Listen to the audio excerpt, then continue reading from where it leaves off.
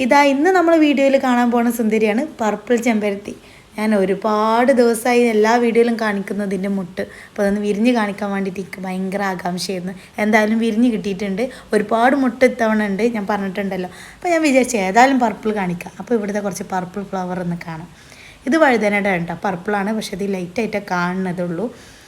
ഇന്ന് നല്ല മഴ ഉണ്ട് അതിനിടയ്ക്ക്. അപ്പോൾ ഞാൻ ഒന്നാണ്ട് കയറി നിന്നിട്ടുണ്ട്. അതിനുശേഷം ഞാൻ വീണ്ടും ഇറങ്ങി പർപ്പിൾ ഫ്ലവർ വേറെ ഏതെങ്കിലും ഉണ്ടോ എന്ന് നോക്കാൻ.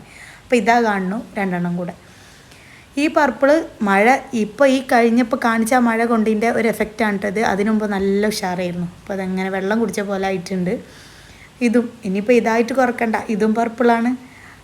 ഇത് മഴയത്ത് കാണാനായിട്ടൊക്കെ ഭയങ്കര ഇഷ്ടം. നല്ല രസമല്ലേ മഴയത്ത് ആ വെള്ളത്തുള്ളികൾ ഇങ്ങനെ നിൽക്കുന്നതാണ്. അങ്ങനെ അധികം ഫ്ലവറിലൊന്നും ഇങ്ങനെ വെള്ളത്തുള്ളികൾ നിൽക്കുന്നത് ഞാൻ കണ്ടിട്ടില്ല കേട്ടോ. ചേമ്പിലയിൽ നിൽക്കും പോലെ നിൽക്കുന്നതാണ് ഈ ഫ്ലവറിൽ.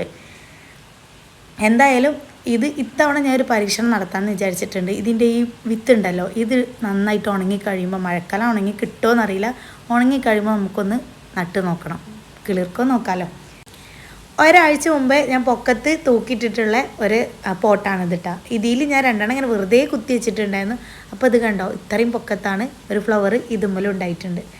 അപ്പോൾ ഇത് പർപ്പിളൊന്നുമല്ല, എന്നാലും കിടക്കട്ടെ. ഇത് അടുത്ത മഴക്കുള്ള ഒരുക്കായിട്ടുണ്ട്. ഇരുട്ട് കുത്തി നിൽക്കാം കേട്ടോ. അപ്പോൾ ഇത്രേ ഉള്ളൂ ഇന്നത്തെ വീഡിയോ.